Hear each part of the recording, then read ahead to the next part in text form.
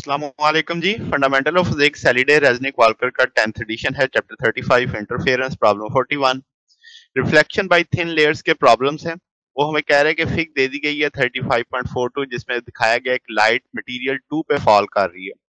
अब ये material 2 sandwich है बिटवीन दो मटेरियल्स के N1 और N3 जिनका रिफ्रैक्टिव इंडेक्स है, यानी मटेरियल 1 और मटेरियल 3 कह लो।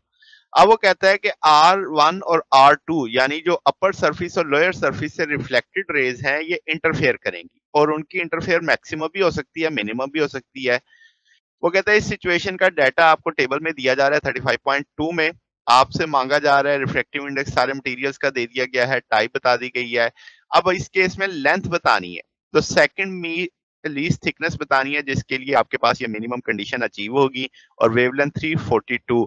अब ये सारा डाटा किस में दिया गया है? नैनोमीटर्स में दिया गया, लेंथ भी, थिकनेस भी और वेवलेंथ भी, और विजिबल रेंज की वेवलेंथ हमारे पास है।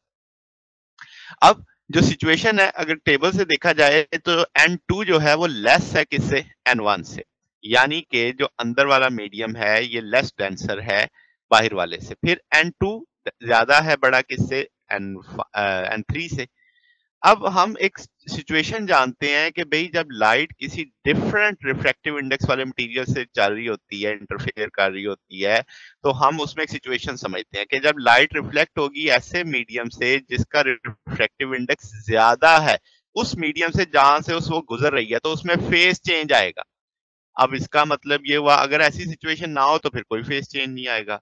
अब हमारे पास जो दोनों सिचुएशंस हैं, इन दोनों सिचुएशंस में अब आपके पास क्या होगा कि आपके पास फेज शिफ्ट आएगा। अब हमारे पास दोनों में अगर ऊपर से भी पाई बाय 2 की चेंज पाई की चेंज आती है, नीचे से भी पाई की चेंज आती है, तो ये तो इन फेज हो गए। जबकि डाटा में हमें कहा जा रहा है कि मिनिमम यानी डिस्ट्रक्टिव वाली लेके आनी है आपने।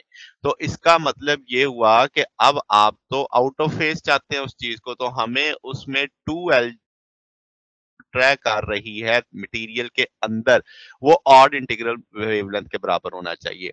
तो कंडीशन अचीव करने के लिए 2L बराबर आ जाएगा m+1/2 लैम्डा n के।